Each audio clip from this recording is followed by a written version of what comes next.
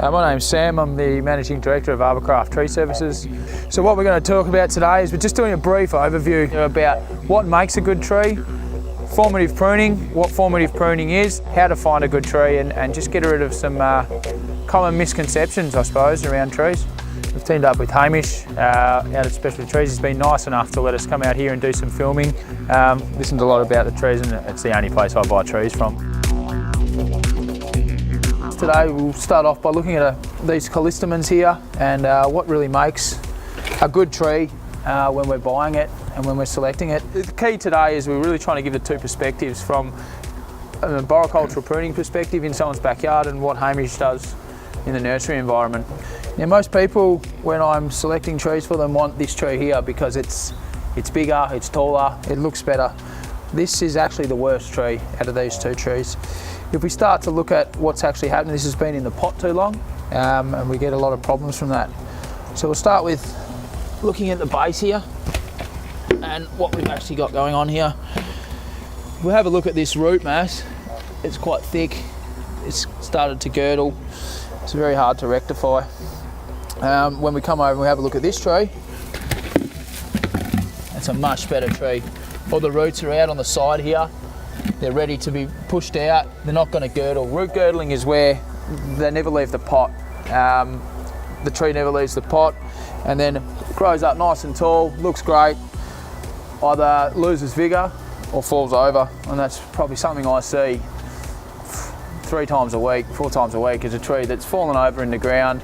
People say, "Oh, can you fix my tree?" And there's nothing I can do. It's just started from the stock. So I'll hand you over to Hamish. Hamish will have a bit more to say about it. So what we've got is a beard of fibrous roots around that. And when you're planting that, just make sure you tickle that out. Even though that's a really good specimen, just make sure that you just run your hands up, or even get a knife and just cut in there about 1 inch or so, and that just releases any that are running around. It actually releases them. The other thing with this tree is the size of the container is about a 15-litre container, and this tree has got a caliper of about 12 mil and is about 1.2 metres tall. So when we look at container sizes and how big the tree should be in it, if you multiply that caliper there by the height, you should come somewhere near where the volume of the container. So in this case, we've got 1 metre and about 12 millimetre of caliper. It gives you a measurement of 12, and the container size is 12 to 15 litres. So it actually works really well. If you compare that with this one, same size container, and Sam's already talked about the root mass here, but the caliper on this tree isn't a lot bigger. It's probably 15 mil, but the tree is 2 metres tall. So we've got a total of 30 in our calculation. And so what that means is that this is twice as big as it needs to be. And that's a real problem, because whilst you want to buy that so you get an instant effect, you're much better buying this. You can see the vigour in this and going, whereas this one's just going to sit there and not do anything. So this one's going to hit the ground and it's going to grow out very quickly.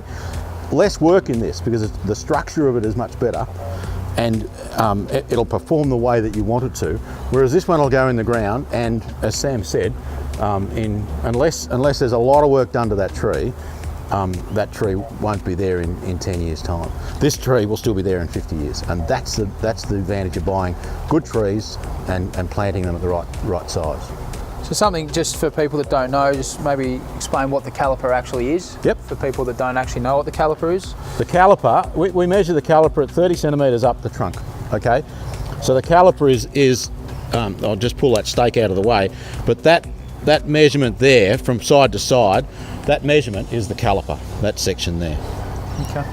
And probably just like Hamish was saying, this growth here is your extension growth. This is the new growth the tree is developing. You look at how vigorous that is compared to something that should be developing some extension growth, and there's hardly any.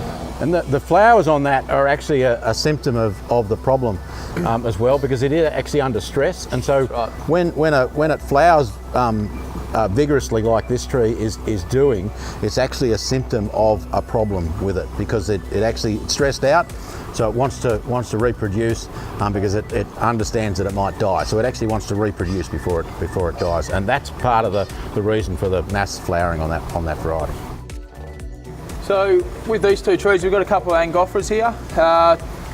Two very similar trees, but in two very different growth habits, I suppose. Once again, we look at the caliper, like Hamish was saying, by the height. So we've got about 35 by 1.8, sort of brings us in around a 75, somewhere around there. This is a 50 litre pot, so it's important we look at the percentage out. So 25 litres either side is what we're sort of looking for. Any more than that, it's either underdone or overcooked. We have a look at this structure of this tree. This is a really nice tree. We've got a nice upright growth, lots of low branches. The leaf size is all quite similar. It's quite a nice tree. All right, so this Angophora was grafted some time ago, and we're just using it as a comparison today. But you can actually see the graft right at the bottom there, and it's grafted beautifully. So I'm very confident about that. But then you get these hockey sticks and things in it. That'll actually grow out over time, but it'll take 5 or so years to grow out. This tree will be planted here as a trial tree, so it won't be sold. This one will never be sold. But you can see the difference between the two. This one's well branched all the way to the ground and is it's clean. You've got an open canopy and it's straight. This guy's crooked, and you can see these leaves are really stressed. And that's really about nutrition, the nutrition load in the container. This has been in this container for far too long. It's been in there for nearly 2 years, whereas that one's been in the container for a year. So you get that you can see the difference between the two, and the quality of the two trees is totally different. Again, a similar example as the callistemons. This is by far the better tree to plant in a normal situation. So that's if you plant that in most landscapes, you won't need to stake it. All you really need to do is to put it in. Well, we might have a look at the roots. Yeah, there we go. That's nice. Yeah, that's great. So the roots are fibrous and they're to the side, but they really haven't started circling at all. And it's really important to buy trees that are like that. And you can just rough that up a little bit, and then into the ground it can go, and away it'll shoot. Probably a good idea to have a look at what we prepared earlier here. Yep.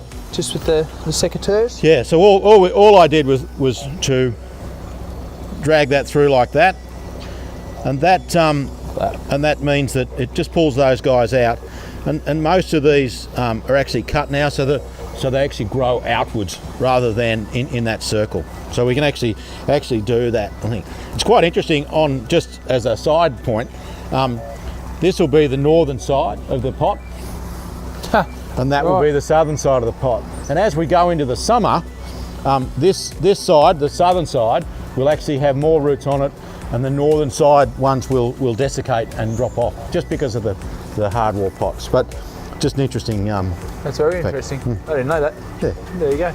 So you can actually tell which way. So when you're planting it and you want to know which side is north, then depending on the time of year, you can actually tell from Fair the pot. income. Yeah. Yeah, that's great. Righto. All right, we want to pull this one out. Yep. This one wasn't too bad either, was it? No, it wasn't too bad.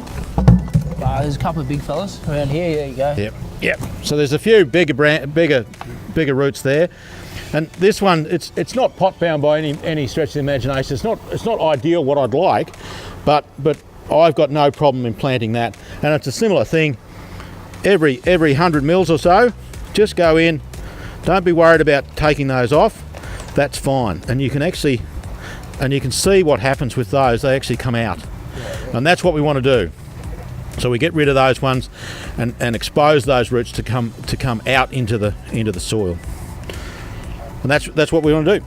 So every 100 mil or so, just do that. The other alternative to that is to get a spade and just shave that off, and that's quite appropriate too. Don't worry about the tree. There's plenty of energy there. The only thing you're doing is helping the tree. You won't actually hurt the tree by doing that.